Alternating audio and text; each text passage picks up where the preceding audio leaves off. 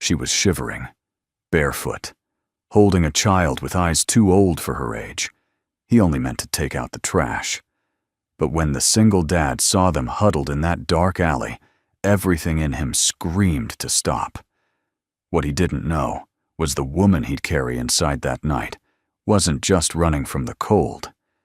She was running from a name, a fortune, and a life no one dared to believe. Until kindness changed everything. If you believe in second chances and quiet miracles, and in the kind of love that heals, you're in the right place. Hit subscribe and stay with us, because this story will find the part of your heart you thought was long forgotten. The snow had been falling for hours. Thick, relentless, and silent, it blanketed the small Colorado town with an eerie stillness. Main Street, usually scattered with the warm glow of diners and the soft hum of midnight traffic, now sat deserted under a hush that felt like the world was holding its breath. Cassian Blake guided his old Ford pickup through the narrow side road, the windshield wipers struggling to keep up. His 11-year-old son, Zev, lay curled up in the passenger seat under an old quilt, the boy's breath fogging the glass in soft bursts. Cassian's fingers tightened on the steering wheel. Another double shift at the garage. Another night missing what life used to feel like. He didn't expect to feel anything anymore. Not since Anna died. Not since hope had become something he reserved for his son and left none for himself. The truck turned onto Birch Lane, a shortcut he'd taken 1,000 times. But tonight something was different. A shape. No, a figure. Slumped against the wall of a narrow alley half buried in snow and shadows. Cassian squinted. It wasn't moving. Was that a veil? He hit the brakes. Hard. The truck skidded, tires hissing against ice. Zev jolted awake. Dad Cassian was already opening the door. Stay in the truck, he ordered, grabbing the flashlight from the glove box and stepping out into the biting cold. The beam of light cut through the snowflakes, revealing a scene that looked like it had fallen from a different world. A woman, young pale in a tattered wedding dress, was crumpled against the brick wall. In her arms, wrapped tightly in the shredded remains of a white shawl, was a little girl, no older than 5. The child's lips were blue, her eyes fluttering but unfocused. The woman looked up at him, her lips parted, cracked and raw from the cold. "Please," she whispered the words, barely audible over the wind. "Please, save her." Cassian didn't think. He dropped to his knees, shoving off his jacket and wrapping it around the girl. He pressed his fingers to her neck. Still a pulse. Weak. But there. He looked at the woman again. Her eyes were glazed, but her arms never loosened. She had clung to that child with everything she had left. "Can you walk?" he asked. She shook her head slowly. Not defiance, just truth. Cassian slipped his arms under her, and the girl lifting both into his chest. The woman let out a small, surprised gasp, as though the warmth of another person was foreign to her. The flashlight dropped into the snow behind him as he ran his boots crunching through the drifts back to the truck. Zev jumped out and held the door open, his wide eyes darting between his father and the ghostly figure in his arms. Blankets. Seat warmers. Now Cassian barked. Zev moved fast, spreading what little they had across the back seat.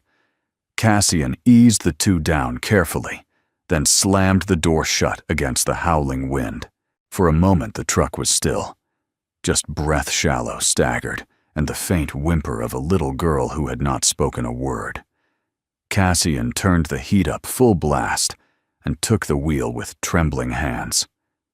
"Dad." "Who is she?" Zev asked softly. Cassian didn't answer. He didn't know.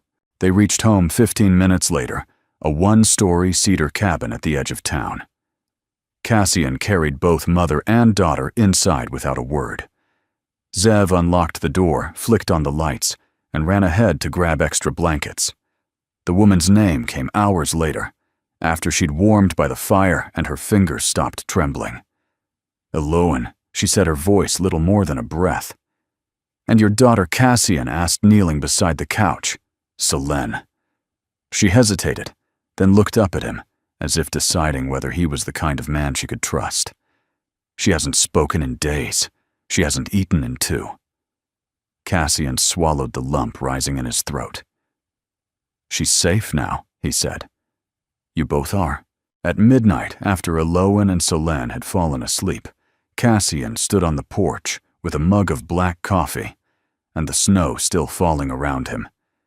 Zev joined him wrapped in a hoodie too thin for the weather. You okay, Dad?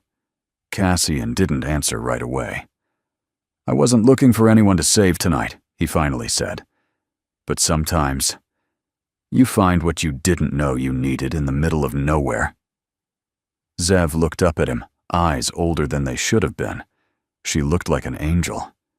Cassian stared at the snow-covered trees. No, he thought.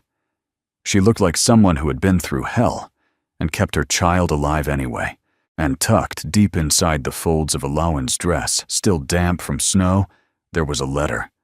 A letter she hadn't let go of even as her fingers went numb. A letter that would in time change everything. The sound of the heater hummed low through the house like a distant lullaby. The storm had not relented, but inside Cassian Blake's cabin, the silence was no longer cold. Eloan awoke to the smell of coffee and cedar wood.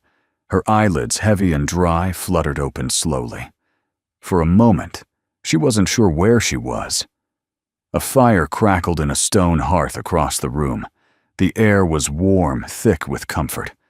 And beneath the layers of blankets, she felt something she hadn't felt in weeks. Safety. Beside her, Selene slept, curled up like a fawn, her tiny fingers tucked against her cheek. Her breathing was shallow but steady.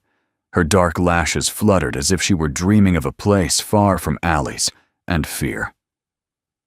Eloan brushed a lock of hair from the girl's forehead and sat up, carefully scanning the room. It was modest, wood-paneled walls, furniture that looked like it had seen stories, and shelves lined with books and tools, and a few fading photos. A carved wooden star hung above the fireplace. The room smelled like a life that had endured. She swung her legs off the couch and winced. Her body still ached, especially her knees raw from hours kneeling on ice. The wedding dress she wore had been replaced with a flannel shirt and cotton leggings, unfamiliar but warm and clean. A folded note rested on the coffee table. Warm clothes are in the bedroom down the hall. No rush. Coffee's on. See. She held the note as if it were glass. In the kitchen, Cassian moved quietly, flipping pancakes with one hand, holding a cup of black coffee in the other. His movements were instinctive, but his mind was not on the stove. He'd barely slept. Every time he closed his eyes, he saw her face again. Not the beauty of it, though. That was impossible to ignore, but the exhaustion that clung to her like wet cloth. The way she'd held her daughter like she was the last flame in a frozen world. And then, there was that letter. He hadn't read it. Wouldn't unless she gave it to him.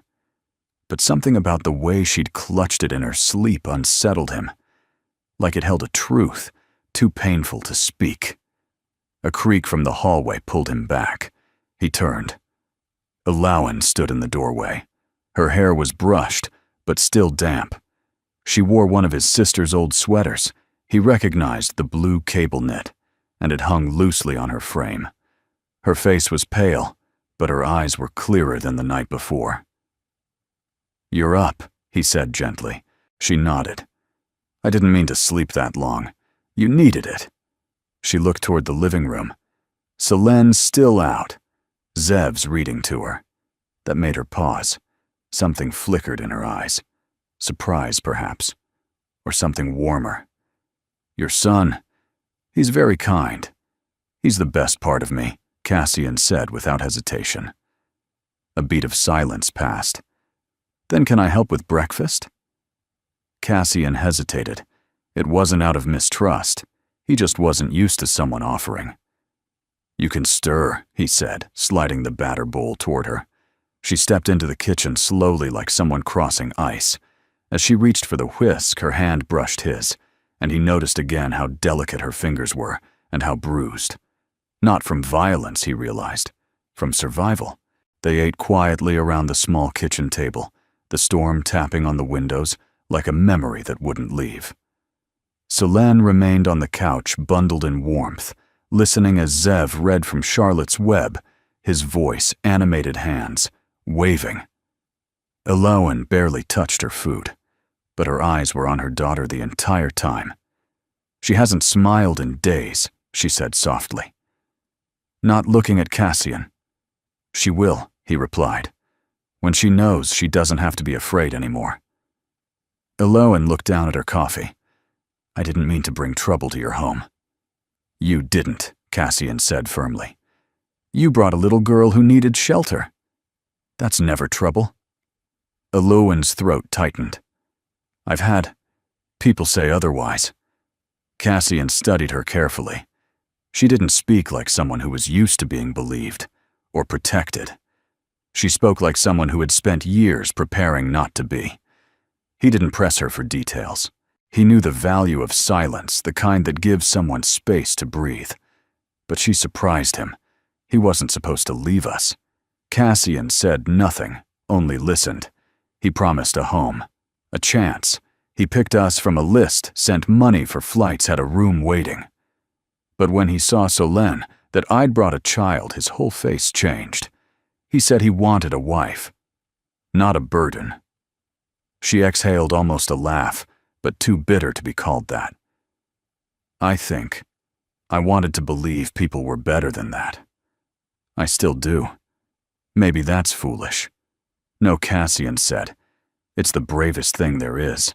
Later that morning, as the sun pressed weakly through the snow-heavy sky, Elowen stood at the window, watching Zev show Selene how to build a snow fort. The two children were bundled like marshmallows, tumbling and laughing. And for the first time in weeks, Selene smiled. It wasn't wide, not the kind that splits a child's face open with joy, but it was real, soft, safe. Elowen pressed her hand to the glass. Behind her, Cassian watched silently. You don't owe me anything, he said. You don't have to stay. But if you want a place to breathe for a while, you have it. She turned. Her eyes, though tired, held something like the start of trust. Breathing sounds nice, she said quietly. That night, as the fire burned low, and Zev curled up on the couch with Selene fast asleep beside him, Cassian stood by the front door, staring at the letter Elowen had left on the small hallway table. He didn't open it. He just ran a hand over the envelope, feeling the faint ridges of handwriting through the paper. There was something inside this house now that hadn't been there in years. Not just guests. Possibility. The days that followed moved with a kind of quiet rhythm, like breath finding its regular pace again after a panic. The snow outside the cabin melted slowly under a weak January sun, but inside the house warmed faster. Not from the heater alone, but from movement, from laughter, from the small, ordinary rituals that slowly stitch people together. On the third morning, Elowen made breakfast. Cassian had gone outside to shovel the walk, and when he returned, the smell of cinnamon and browned butter greeted him at the door. For a moment, he just stood on the threshold, watching through the small kitchen window. Elowen's hair was pulled into a loose braid. She wore one of his sister's aprons tied clumsily at the waist and was gently flipping pancakes with a focus that made it look like a sacred act. Beside her, Zev sliced bananas with careful precision, occasionally sneaking one into his mouth. Selene sat at the table coloring with broken crayons, her little legs swinging under the chair. Cassian exhaled slowly. The air inside the house smelled like breakfast and something else. Something close to hope. You're up early, he said, as he stepped inside, stamping snow from his boots. We made a deal, Zev said proudly. She cooks. I prep Selene's on coloring duty. Alawan looked sheepish. I hope you don't mind. It just felt good to do something useful. Cassian set his gloves down and smiled. You being here is useful. Her eyes met his just briefly, and there was something there. A flicker, a softness. She looked away first. They ate around the same small table that had once felt too big for just 2 people. Now, it didn't feel big enough. Selene spoke her first full sentence that morning. More, please, she said softly, holding out her empty plate. The room went still. Alawan froze, her eyes wide. Zev dropped his fork. Cassian smiled gently. More coming right up, kiddo. Alawan's eyes filled with tears, but she blinked them away quickly and reached for the syrup instead. Later that afternoon, Zev and Selene played in the living room, while Alawan sat on the floor, folding scraps of paper into stars. She'd found an old art box in the storage closet, and now worked quietly by the fireplace, her hands moving with practiced ease. Cassian watched her from the armchair holding a mug of coffee that had long gone cold. You've done that before, he said. The stars. You fold them like you've been doing it forever. Alawan smiled faintly. When I was a girl, my grandmother used to tell me that every wish needs a home. So we folded stars and whispered into them. She held one up. This one's for Selene. I wished she'd sleep without nightmares. Cassian nodded. What about that one? He asked, pointing to a blue one in her hand. She looked down at it, turning it over in her fingers. This one is for the first place we were safe. He didn't say anything, but his chest tightened in a way he hadn't expected. She added the star to a small bowl on the mantel, already half full. As evening approached, the 4 of them sat around the fireplace. Zev read aloud from a book about constellations. Selene nestled against Alawan's side, drifting. Cassian closed his eyes for a moment. The sound of Zev's voice, the pop of the fire. Alawan's quiet breathing, it filled a space that had gone hollow in him for too long. It had been years since the house felt alive after dark. Later, as he cleaned up the kitchen, Alawan came in holding 2 cups of tea. I think she's finally asleep, she said softly, handing him one. Thanks. He took it, careful not to touch her hand, though the space between their fingers felt electric. They stood for a moment, just sipping in silence. Then she spoke. This isn't lost on me. What you've done, letting us stay, giving her warmth, giving me space to breathe. You didn't ask for charity, he said, but I received it. Cassian shook his head. No, you received a kindness. That's different. She looked at him, then truly looked, and he saw the way her eyes glistened, not with tears, but with something else. Something lighter. Something like possibility. I hope one day I can repay it, she whispered. Cassian took a sip of tea and said, You already are. That night, as the fire burned low and the stars outside blinked faintly through the cold sky, Cassian found something on the kitchen table. A folded blue paper star. On one point, in careful handwriting, was a single word, Cassian. He picked it up, holding it to the light. A star with his name on it. His fingers closed around it slowly. He didn't know what Alawan had whispered into it. But whatever it was, it had already found a home. It started with a glance, the kind that lingers half a beat too long, the kind that says more than words ever could, and not in kindness. Alawan first noticed it when she walked Selene to the edge of the drive where the school bus stopped. A pickup slowed as it passed. The driver, a gray-haired man in a hunting vest, looked at her through the window with narrowed eyes. Not recognition, not curiosity. Judgment. She clutched Selene's mittened hand a little tighter. The next morning, the mail arrived late left, not in the usual box at the end of the drive, but halfway buried in snow just off the side of the road. Cassian found it, his jaw tight. Probably just careless, he muttered. But Alawan heard the edge in his voice. She said nothing, but her hands trembled when she poured the tea that evening. By the end of the week, the whispers had taken shape. At the local grocery store, 2 women near the bread aisle paused mid-conversation as Alawan walked by with Zev and Solen. "She's the one of them muttered, not softly enough. Mail-order bride, from God knows where. I heard she doesn't even have papers," the other added. And living with a man like that, with a child, Alawan didn't look at them. She didn't need to. She'd heard that tone before, in border crossings, in waiting rooms, in the eyes of people who measured worth in accents and appearances.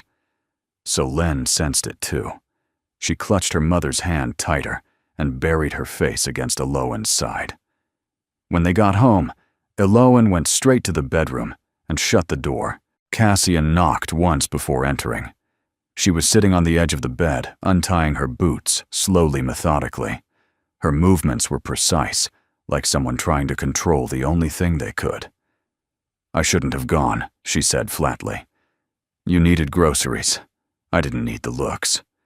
He sat beside her, careful to keep just enough space. "I can talk to them." "No, don't." "Alawan, this is what always happens," she said, her voice tight. "You think you've found a place, a sliver of safety. But then someone reminds you you're not from here. You're not one of them. You're someone to be questioned." Cassian was quiet for a moment. Then softly, "You are one of us. You're here. You're a mother. You're trying. That's more than most." Alawan looked at him. Her eyes were filled not with tears, but exhaustion, the kind that had nothing to do with sleep. "You don't understand what it's like to be watched like that." "No," Cassian admitted, "but I know what it's like to be talked about. After my wife died, people said I wouldn't make it raising Zev alone, that I was too broken, that I'd fail." He paused. "And maybe I did. For a while. But I didn't give up. And neither will you." That night, Cassian sat outside on the porch, a blanket around his shoulders and a coffee growing cold in his hands. Zev had gone to bed early after sensing the heaviness in the house. Even Solen had curled up quietly next to her mother, without a word. The stars overhead blinked like slow winks from the past. Behind him, the door creaked open. Alawan stepped out, wrapped in one of the thick wool blankets he kept in the cedar chest. "You'll freeze," she said softly. "I've survived colder things," he replied with a faint smile. She sat beside him. For a long time they didn't speak. Then Solen asked me if we have to leave. Cassian turned to her. "What did you say? I told her I didn't know." He looked down at his hands. "I hope you stay." Alawan's voice was quiet, almost tentative. "Even if people keep talking, they've talked before. About me, about Zev. They'll get bored. And if they don't," he looked at her, really looked, and for the first time, she didn't look away. "Then let them talk." A week later, Cassian took the kids to the town's winter book fair at the library. Alawan stayed behind, not out of fear, she told herself, but to give them space. Still, her hands fidgeted all morning. She cleaned the kitchen twice, rearranged the bookshelves, started folding more paper stars. When the door opened and laughter spilled in, she rushed to meet them. Solen was beaming. Zev held a stack of used paperbacks in his arms. Guess what he said? Solen read 3 pages out loud. In front of people, Cassian looked at Alawan. She did great. Didn't want to stop. Alawan dropped to her knees and hugged her daughter tightly. "You were so brave," she whispered. Solen leaned in and whispered back. "I didn't feel scared, because you said we were safe." Cassian heard it, and his chest tightened in the best way. That evening, Alawan placed a new paper star on the mantel. It was deep silver, with Solen's name on one point and Cassian's on another. She didn't say what she wished for, but Cassian, watching from the hallway, didn't need to know. He could feel it in the air, the kind of hope that walks on quiet feet and builds its home slowly, one heartbeat at a time. The snow had finally melted enough to expose patches of earth-brown, damp, stubborn beneath the sunlight. Cassian stood at the side of the cabin, coaxing life out of the neglected vegetable garden. Zev had already claimed a corner to plant beans, and Solène was collecting smooth stones for decoration. She moved with the focused joy of a child who believed small things mattered. Inside the cabin, Elowen was folding laundry, her hands moving rhythmically carefully. She'd grown used to the smell of pine soap and wood smoke, the way the floor creaked in the hallway, the soft clicking sound the heater made before kicking in. It had begun to feel like home, and that scared her more than she could admit, because home in her experience was never something you got to keep. Zev bounded inside, cheeks pink from wind arms, full of muddy towels from their morning cleanup.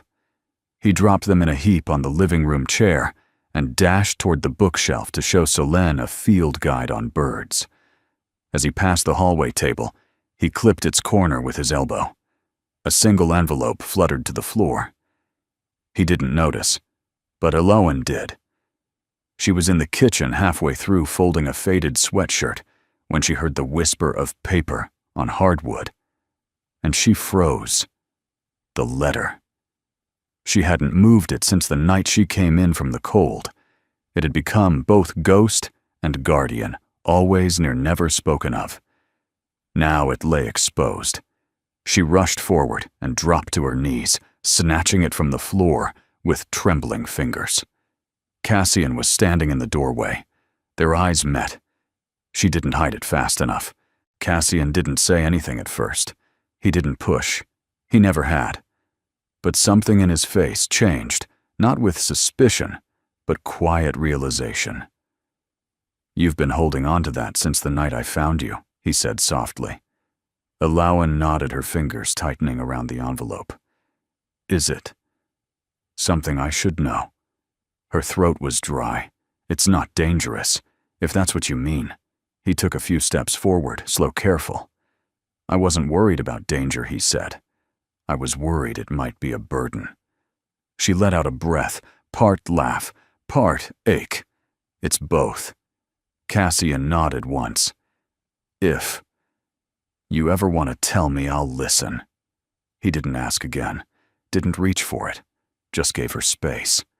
And maybe that's why something inside her shifted. That night, Elowen stood at the kitchen counter after dinner, drying dishes, while Solène and Zev played with flashlights in the living room, making shadows dance on the walls. Cassian leaned against the doorway, arms folded, watching the children with the faintest smile. Elowen turned to him. "Do you ever miss before?" she asked. He blinked. Before what? Before it all changed. He nodded, his gaze drifting to the old family photo on the wall. Anna's smile, his late wife, still looked like summer. "Sometimes," he said, "but not the way I thought I would." She dried her hands and faced him fully. "There are things about me I haven't said. Things I didn't think I'd ever tell anyone." He didn't move. "You don't owe me anything." "No," she said, a little breathless. "But I want to tell you." She stepped closer, reaching into the sweater she wore, the one with the inside pocket. The envelope appeared in her hand, like something conjured from a different life. She held it out flat in her palm. Cassian didn't take it. "I'll only read it if you ask me to." Elowen hesitated, then slowly withdrew her hand. "Not yet," she said. "But I want you to know, it's not just a letter. It's a doorway, and I'm still standing on the wrong side of it." He nodded slowly. "Then I'll wait, as long as it takes." And somehow, those 6 words gave her more courage than anything she'd ever heard. Later that night, Elowen stood at the edge of the children's shared room. Zev was already asleep, his book splayed open on his chest. Solène curled up against the pillow next to him, one of the paper stars tucked beneath her hand. Cassian stood behind her just close enough that she could feel the warmth of him. "She's sleeping deeper," he whispered. Yes, Elowen replied. So am I. A pause. Thank you, she added. He gave her a quiet smile. You thank me too much. You gave me more than shelter. He looked into her eyes. So did you.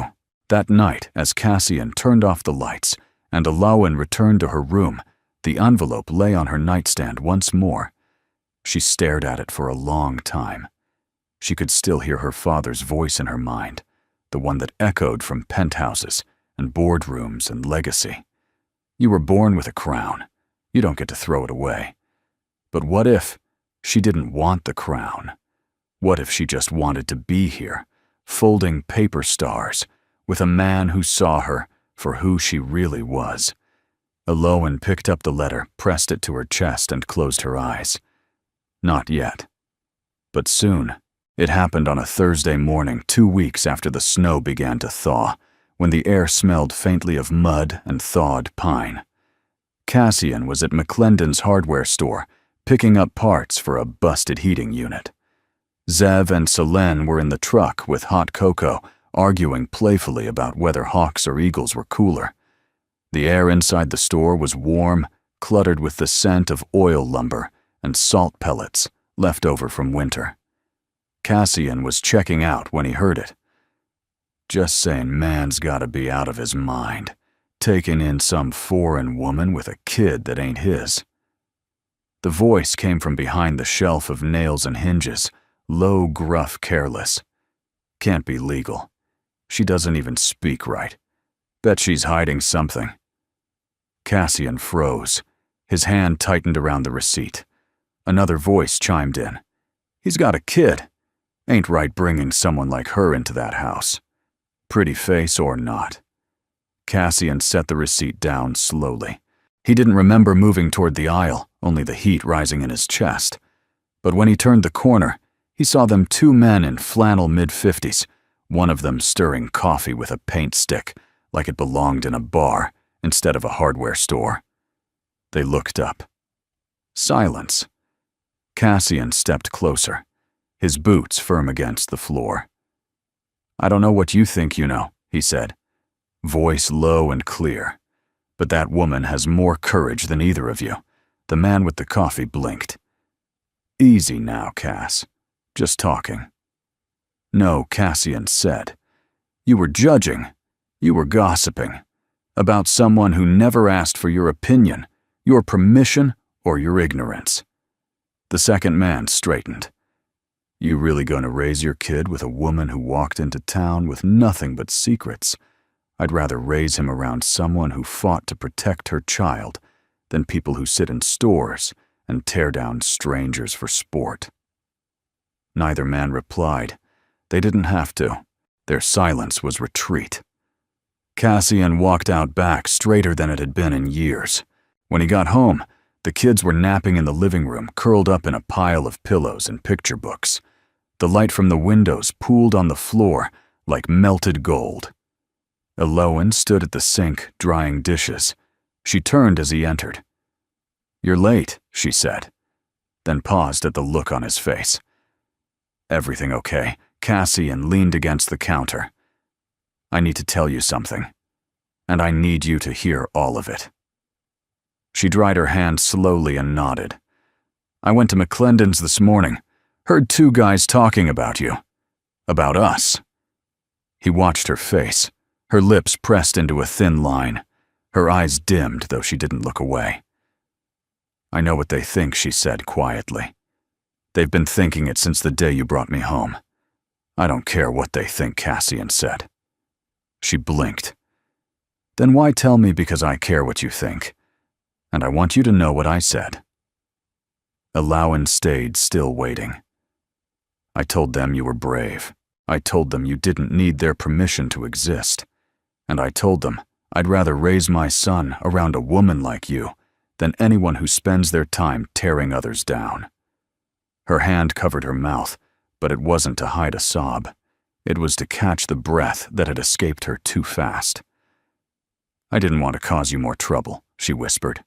Cassian stepped forward. You didn't. You don't have to defend me. He shook his head. I wasn't defending you. She frowned. I was claiming you. Her breath caught again. Slower this time. Deeper.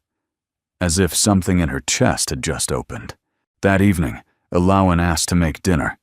They ate spaghetti and garlic bread at the small kitchen table, the kids slurping noodles and sneaking bites from each other's plates. It was loud, unpolished, wonderful. Later, as the children built a blanket fort in the living room, Cassian poured tea and joined Elowen on the porch. You didn't have to speak up, she said, holding the mug between her hands. But you did. And not because you had to, because you wanted to. I told you, he said, I choose this. You don't even know all of it yet, she said, her voice trembling. You don't know what I left behind. He leaned in slightly. I know who you've become since. The silence that followed wasn't heavy. It was sacred. Before they went back inside, Elowen looked up at him. Cassian. He turned. If we stay, if we keep staying, it can't just be your protection we live under. I don't want you to live under anything, he replied. I want you to live beside me. And in that moment, under the porch light, something changed. Not with a kiss, not with a touch, but with the certainty in his voice. He meant it. He wasn't sheltering her. He was choosing her. Inside, Zev yelled, "The fort is ready!" It's epic. Selene popped her head out with a flashlight and a smile full of teeth. Mama Kumsi Elowen laughed freely this time and ran to join them. Cassian watched her disappear under a pile of blankets and pillows and stars. And he realized something. She wasn't hiding anymore. She was finally home. The next morning, Elowen found Cassian splitting firewood behind the cabin. The air was crisp, the sky pewter gray, and smoke curled gently from the chimney, like a sigh from the house. Cassian worked in clean, practiced motions, lift, split, stack. Every thud of the axe was deliberate, rhythmic, measured. Elowen stood at the edge of the porch, watching. He hadn't seen her yet. There was something grounding in the way he moved, not hurried, not harsh.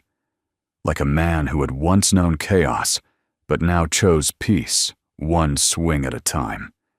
She clutched the envelope in her hand, the one that had traveled with her across cities, buses, motels, and the freezing alley where her old life ended. The letter. She'd read it again that morning. Every word still felt like a weight pressing on her ribs. But this time, something was different. This time, she didn't feel shame. She felt something closer to readiness. She walked toward him, each step crunching lightly in the frost-dusted grass. He paused when he saw her resting the axe on a stump, wiping his hands on his flannel shirt. "Elowen," he said, surprised but smiling. "You're up early." "I've been up for hours," she said softly. Thinking. She didn't answer right away. Instead, she held the envelope out between them. Cassian looked at it, then at her. "Are you sure?" She nodded. "No, but I want you to know what you're choosing." Cassian didn't take it. "Not yet. I'm not choosing what's written in that letter," he said gently. "I'm choosing who stood in the snow and said, 'Please save her.'" Her throat tightened. "I need you to know anyway," she whispered. He accepted the letter with both hands. They sat together on the edge of the firewood pile. Elowen didn't watch him as he read. She stared out toward the pines, their tops shivering in the breeze. Solene's snowman from 3 days ago melting gently in the corner of the yard. The silence stretched long. When he finished, Cassian folded the letter carefully and rested it on his lap. He didn't speak for several seconds, and when he finally did, his voice was quiet, deliberate. "You're Elowen Hargrave," he said. "Daughter of Miles Hargrave, heiress to a national construction empire. You vanished from the public eye 3 years ago. You walked away from $600 million, and your family has been searching for you ever since." She nodded slowly, eyes down. They called me an embarrassment, she said, for refusing the arranged engagement, for wanting to raise my daughter outside of legacy. They said I owed the family my name, my silence, my cooperation. Cassian was quiet. I was 19 when I got pregnant, she continued. They told me it would complicate the brand, so they offered to raise her in private under a different name, as a ward of the family. But I wouldn't give her up. So they tried something else to bury me quietly with money and shame. She looked at him then. I didn't just walk away, Cassian. I ran. And for 3 years, I've been terrified that anyone who knew would see me the same way they did. He leaned forward slightly, resting his elbows on his knees, his hands clasped. Elowen, he said, do you know what I see when I look at you? She shook her head. I see the woman who stayed awake 4 nights straight in a shelter so her daughter could sleep safely. I see someone who can make a broken house feel like home. I see someone who didn't just survive, she protected joy in the middle of ruin.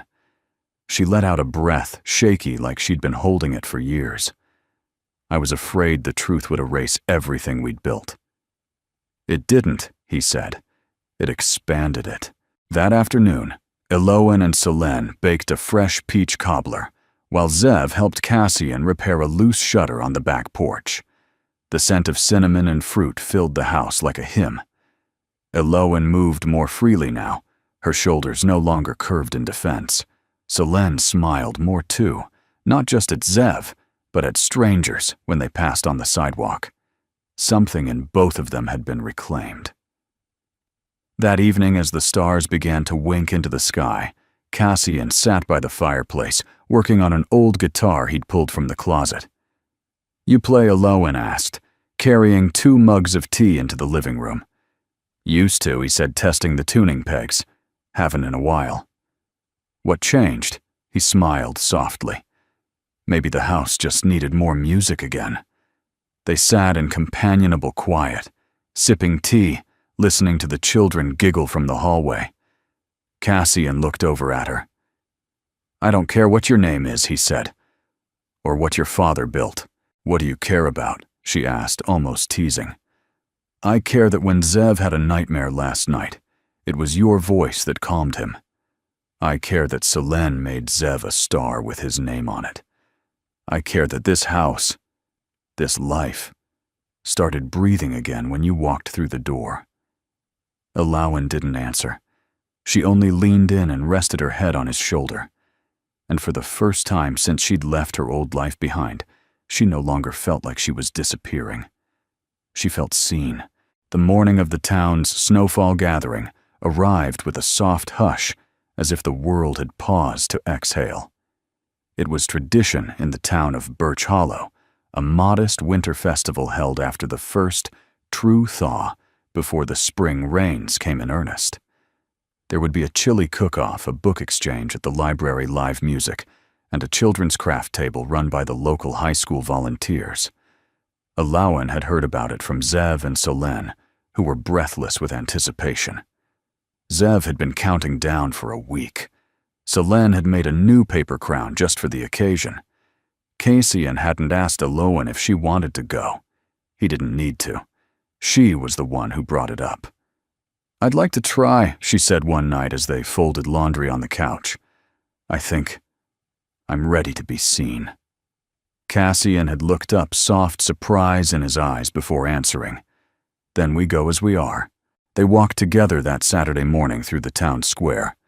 Elowen wore a navy pea coat Cassian had found at the thrift store and repaired at the elbow.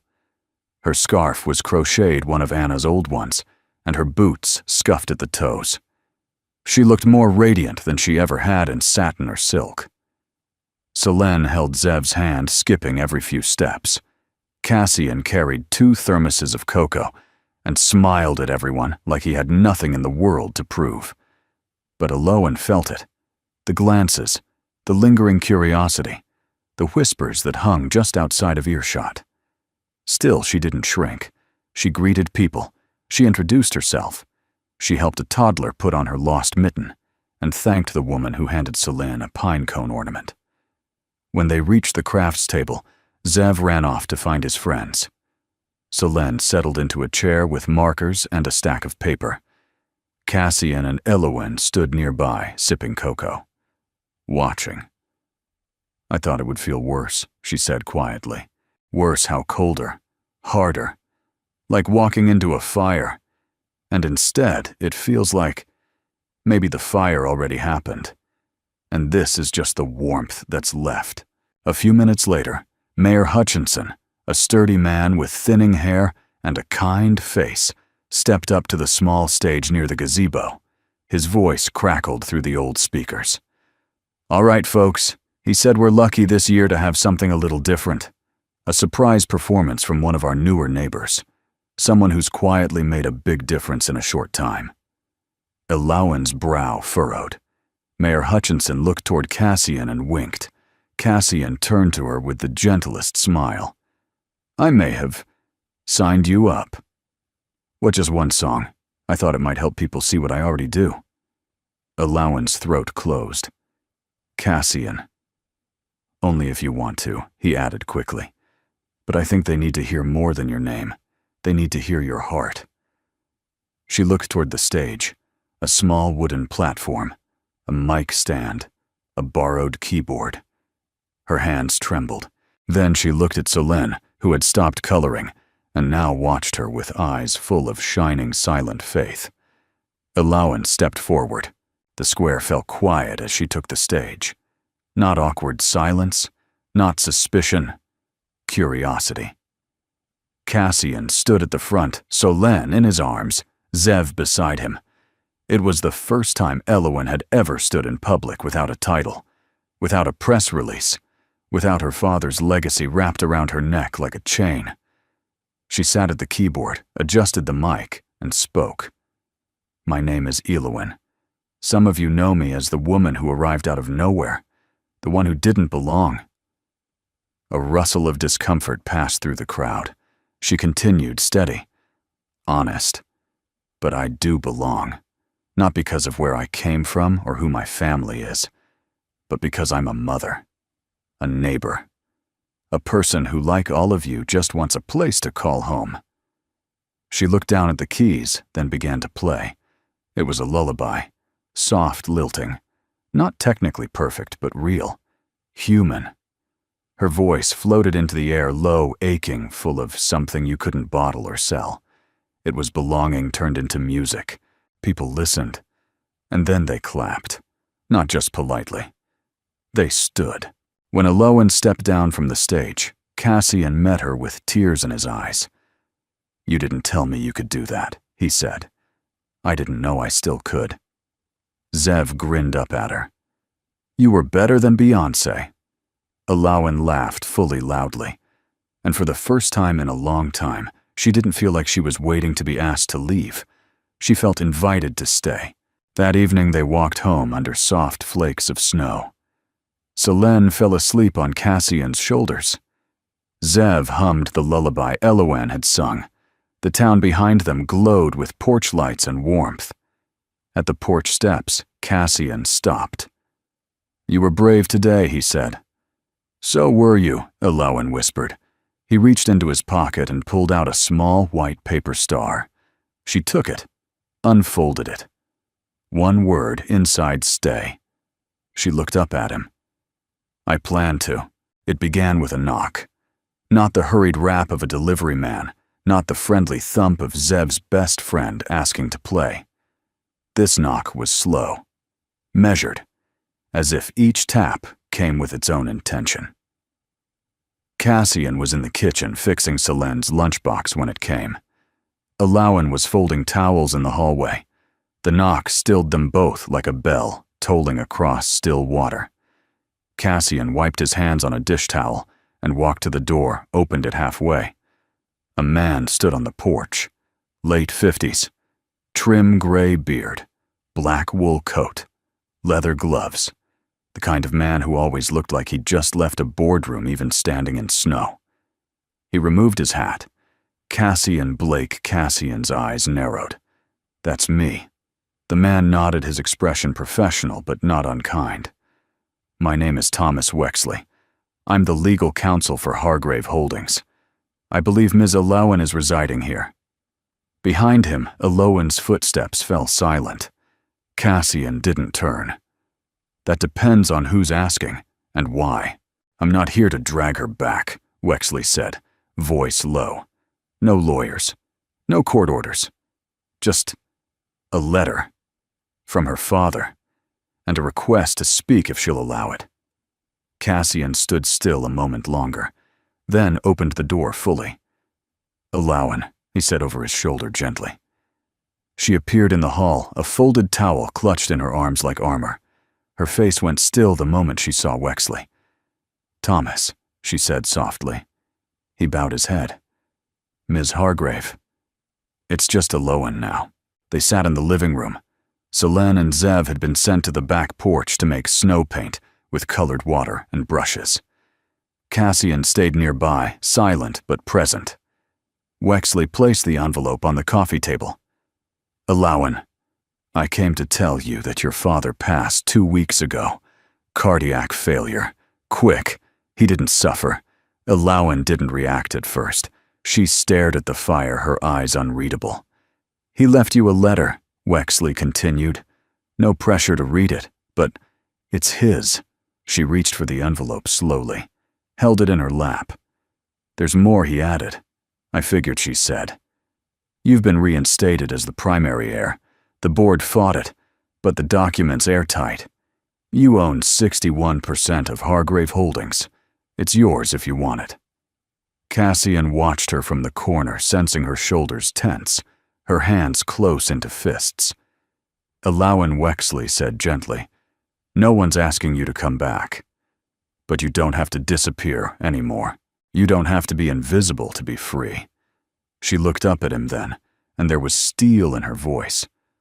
"I'm not invisible. I just stopped shouting."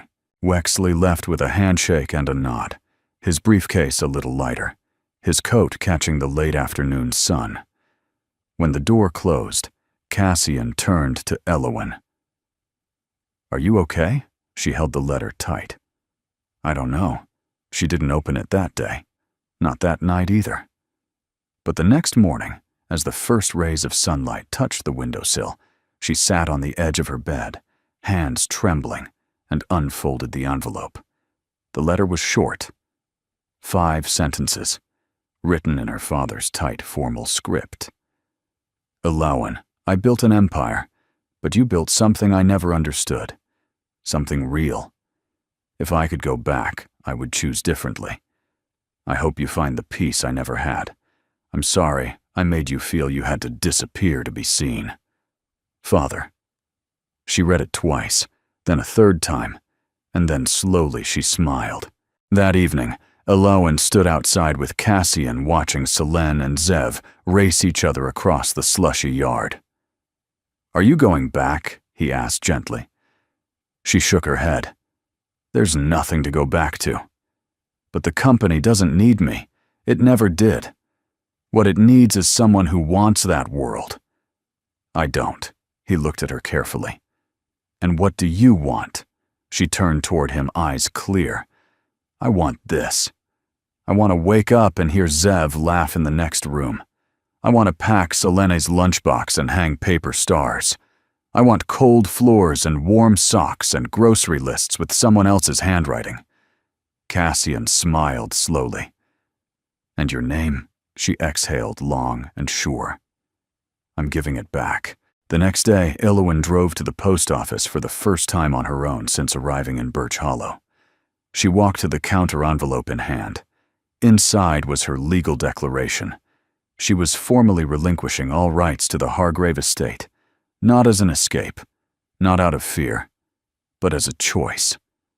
"I'm Elowen Mireille," she said to the clerk, holding out her ID and paperwork. The woman smiled. "Pretty name." Elowen smiled back.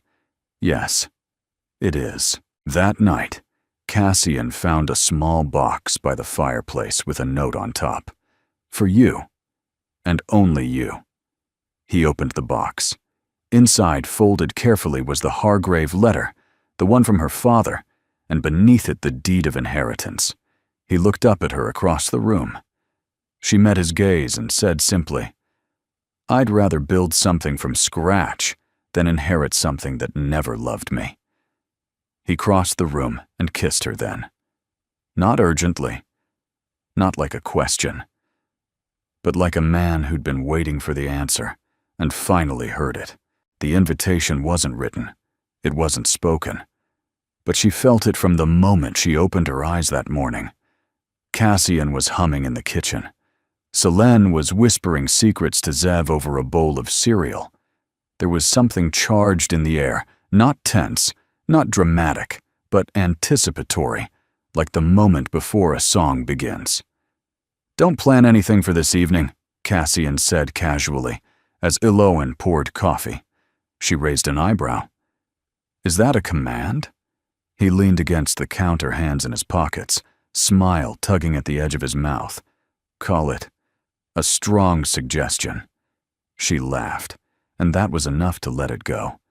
But all day it stirred inside her, that pull, that quiet electricity. The sun dipped low and spilled amber light across the floorboards. The children were playing board games on the rug, their voices bouncing down the hall. Elowen Cassian called softly from the front door, "Come out when you're ready." When she stepped onto the porch, the breath caught in her throat. It had been transformed. Twinkling lights were strung overhead, looped carefully along the roofline and railing. A single table stood at the center, draped in white linen, a jar of wildflowers set in the middle. 2 chairs. One acoustic guitar leaning beside the steps. The fire pit nearby flickered low. Cassian stood beneath the lights, hands tucked into his coat, his breath visible in the cool spring air. "You did all this?" she asked, stunned. He shrugged lightly. Zev helped hang the lights. Selene arranged the flowers. "I just wanted a night with you. No past. No noise. Just us." She stepped closer, heart thudding like it did the first time she saw him in the snow, only now warmer. Steadier. "I thought you didn't do grand gestures," she teased gently. "I don't," he said. "This is a quiet one." He pulled something from his pocket. Not a ring. A star. A simple white paper star, with one word written in bold black ink at stay. "I wrote that the night you sang at the snowfall gathering," he said. I didn't know how to say it out loud yet, but I knew it then. Elowen took it from his hand, her fingers grazing his. "You didn't have to say it. I heard it." He stepped closer, and tonight, he whispered, "I want to say something else." Her breath caught. He brushed a stray hair from her face, the back of his fingers, grazing her cheek like he was tracing something sacred. "Elowen Mireille," he said, voice low, "I want to build something with you. Not from money, not from legacy, but from mornings like this. Evenings like this. You, me, the kids, pancakes, paper stars, laughter echoing down the hallway." She looked up at him, eyes wet. "You don't have to answer tonight," he added, suddenly shy. I wanted you to know what I'm choosing." Out loud, with both feet. She reached up, then slowly, deliberately, and placed her palm flat on his chest, right over his heart. "I already did," she said. And then she kissed him. Not tentative, not uncertain, but full and deep and melting. Her hand slid up into his hair, anchoring herself there. His arms wrapped around her waist, with a certainty that sent a low, shivering thrill through her. Their lips moved together, in a rhythm that was neither rushed nor restrained. It was tender and heady and reverent. He kissed her like a man who had waited for the right time, not just the right woman. She kissed him like someone who had stopped running. There was nothing hurried about it. And yet it felt inevitable. The lights above flickered slightly in the night breeze. A low moan escaped her throat, quiet, involuntary, and Cassian deepened the kiss, his fingers tightening just slightly at her back, his mouth warm and sure against hers. Their bodies aligned, as if remembering something they hadn't yet known. When they finally parted, their foreheads touched, breath mingling, hearts racing in tandem. Alawan laughed softly, her cheeks flushed. That was more than a quiet gesture. Cassian smiled, his voice husky. Been saving it. Later that night, they sat side by side in the porch chairs, a blanket draped over their legs, fire crackling beside them. Neither needed to speak. The silence between them wasn't empty. It was full. Full of knowing, of trust, of every unspoken promise that didn't need to be signed or sealed. Zev peeked through the window once and whispered, "They're still out there." Selene giggled beside him. "They're probably making more stars." Zev rolled his eyes, or kissing again. Gross. They ducked away, laughing. Cassian leaned in and kissed Alawan's temple. "I've never been more sure of anything he said." She rested her head on his shoulder. "Me either." Inside the house, the envelope from her father's estate sat unopened on the hallway shelf. And it would stay that way, because Alawan Mireille had already opened the only letter that mattered, the one written not in ink, but in the hands of a man who chose her, and in the arms of a love she no longer feared. The spring came quietly to Birch Hollow in layers of thaw and bloom. Snowmelt turned to rivulets. Trees budded slowly like they were still cautious of joy. The air smelled of earth, rain, and promise. Inside the cabin, change arrived in simpler ways. Alawan stood barefoot in the kitchen, pouring pancake batter into a hot skillet. Her hair was loose, a little wild from sleep. She wore one of Cassian's flannel shirts, sleeves rolled collar open. The sleeves fell just past her wrists. Cassian leaned against the doorway, sipping his coffee. He watched her. He always watched her now, not because he doubted she'd stay, but because there was something sacred in knowing she did. Selene sat at the table drawing suns and stars. Zev hovered beside her, explaining why Jupiter had 79 moons. The boy had a teacher's heart. Outside the window, wildflowers bloomed where snow had once crushed the earth. After breakfast, Cassian called the kids to the porch. Alawan stepped out behind him, wiping her hands on a dish towel. On the small garden table stood a wooden box, a fire-safe container. Alawan recognized it immediately. The envelope, the last one, lay on top. Her father's final letter. The deed. The inheritance documents. Everything she'd carried clutched and hidden. Cassian looked at her, asking without speaking. She nodded. "Zev," he said gently, "will you light the fire?" The boy struck the match with steady hands and lowered it into the steel drum beside the garden bed. The flame curled upward, orange and sure. Alawan stepped forward and placed the envelope into the fire. Then the letter. Then the rest.